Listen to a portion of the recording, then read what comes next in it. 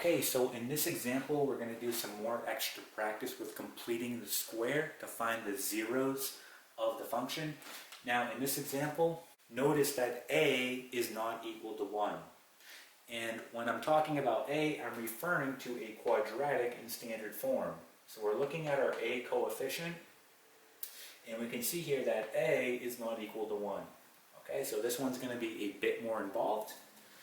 Now, in order to complete the square, we have to be in the following format, where we have x squared plus or minus bx. Okay?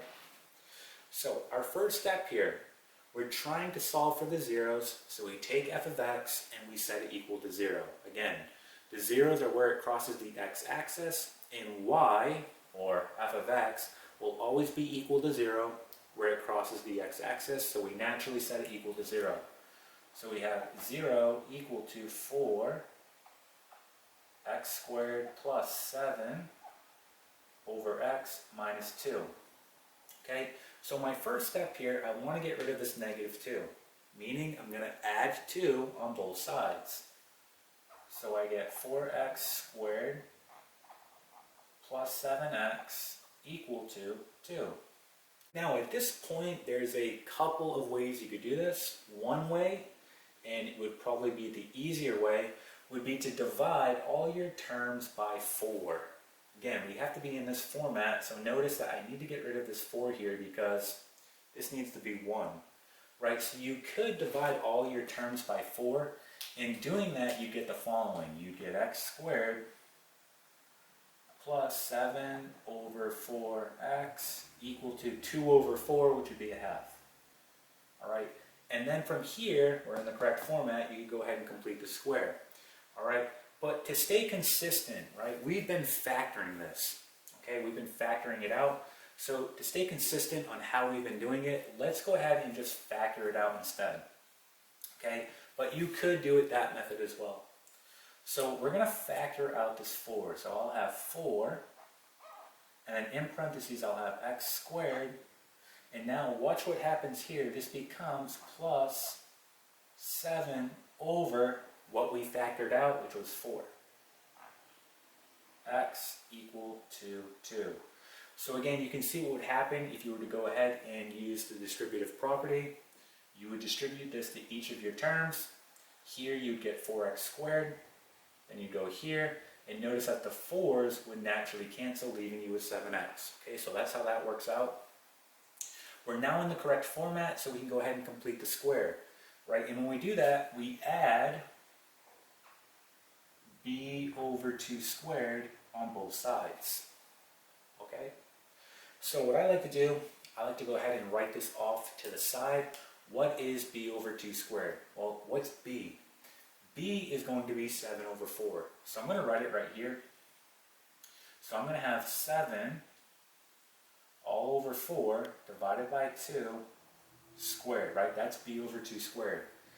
And then just cleaning up the inside, we get 7 over 8 squared, all right? And at this point, what I'm going to do, I'm going to circle my b over 2, which is right here. We're going to need this later on, and we'll talk about that. But I'm going to circle it that way, okay, I can identify it later. Okay, so we just cleaned up the inside. So we determined b over 2 is 7 over 8, and now we just have to square it. Again, remember, this exponent goes to both your numerator and denominator. So it's actually 7 squared, which is 49, and 8 squared, which is 64. Okay, so this is b over 2 squared. We're going to add this on both sides. Alright, so let's go ahead and do that. So we get 4, and then we get x squared plus 7 all over 4x. Adding b over 2 squared, we get plus 49 all over 64. Okay, equal to 2 plus, again, we have to add b over 2 squared here, but just be careful because look, we factored out a 4. Okay, so you're actually multiplying 4 times 49 over 64. So we got to keep this equation balanced. We're going to do the same thing here. We're going to do 4 times 49 over 64. Okay, so just be careful with that. And then we're just going to go ahead and keep cleaning this up. We get 4, and we get x squared plus 7 all over 4x plus 49 all over 64 equal to, so we'll get 2 plus, let's just do this out, 4 times 49, so we get 4 times 49, we get 196 all over 64. Okay, so at this point we want to combine our terms on the right side. Notice that we're dealing with fractions. That's okay. Alright, let's go ahead and write this off to the side. So this 2 is really over 1. So we have 2 over 1 plus 196 all over 64. Okay, so we've worked with fractions numerous times in the past. We want to get a common denominator. Okay, the way that we do it, we simply just multiply the denominator. So 1 times 64 is 64. And then we say to ourselves, what did we multiply this by in order to get 64? We multiplied by 64. So 64 times 2 is 128. Okay, plus, what did we multiply this by in order to get 64? We multiplied by 1. So 1 times 196, 196. Alright, and then let's go ahead and clean up our numerator. So 128 plus 196. And we're going to get here 324. So we get 324 over 64. And why don't we go ahead and reduce this here? So 4 will go into 324 81 times. Okay? So 4 goes into 324 81 times. And 4 will go into 64 16 times. Okay, so just reducing it. So I'm just going to go ahead and erase this. So I'm going to go ahead and replace this with 81 all over 16. Okay? Alright, so at this point we're ready to go ahead and factor this. Alright? So remember the trick. When you're ready to factor, look at what b over 2 was. This is why I circled it. Right? So when you're completing the square, factoring is very easy. Just remember what b over 2 was, and you'll be all set. So we're going to go ahead and rewrite this. We have 4, and then we're going to say in parentheses, what is our variable? Our variable is x, so we write x. And then all we have to do is write what b over 2 was. 7 over 8, right?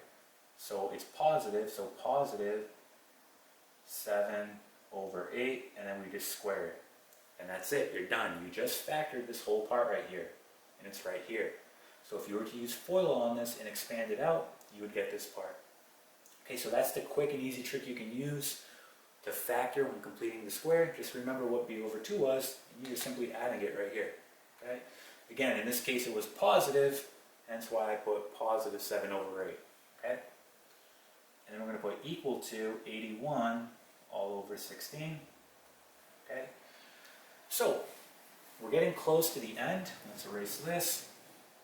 We want to solve for x. So what we want to do is we want to divide both sides by 4. This will cancel.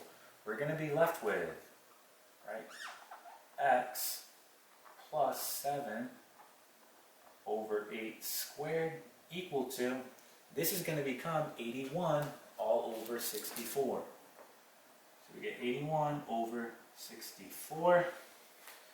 Okay, almost done. We want to go ahead now and take the square root on both sides. Square root on both sides. Okay, now we're left with the following.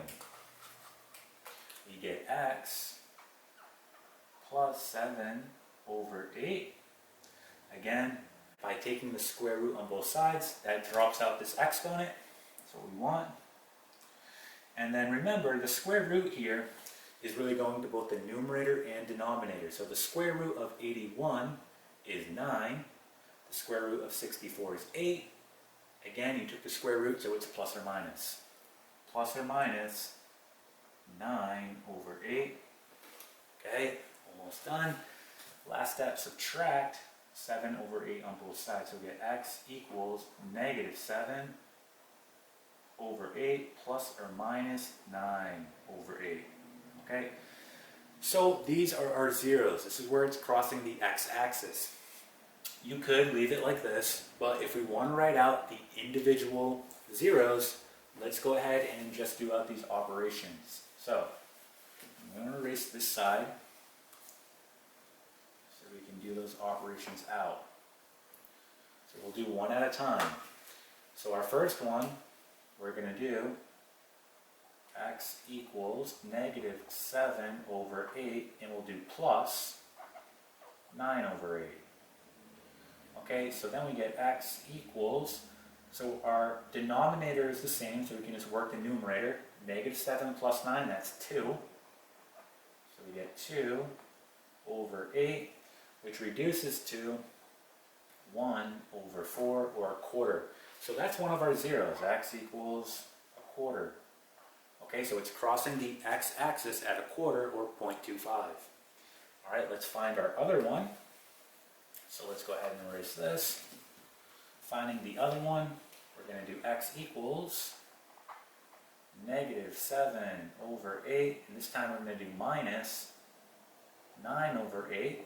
Again, they have the same denominator, so just working the numerator, we get negative 7 and a negative 9, that makes negative 16, all over 8, which reduces to negative 2. Okay, so it's also crossing the x-axis at negative 2. All right, and if you want to write this as a point, we can do the following. We can say, we'll say 0.25, which is a quarter, right, comma, 0, and then negative 2, comma, 0. Okay, so these are going to be our zeros of this function. All right, so that is how you find the zeros of the function, by completing the square when a is not equal to 1.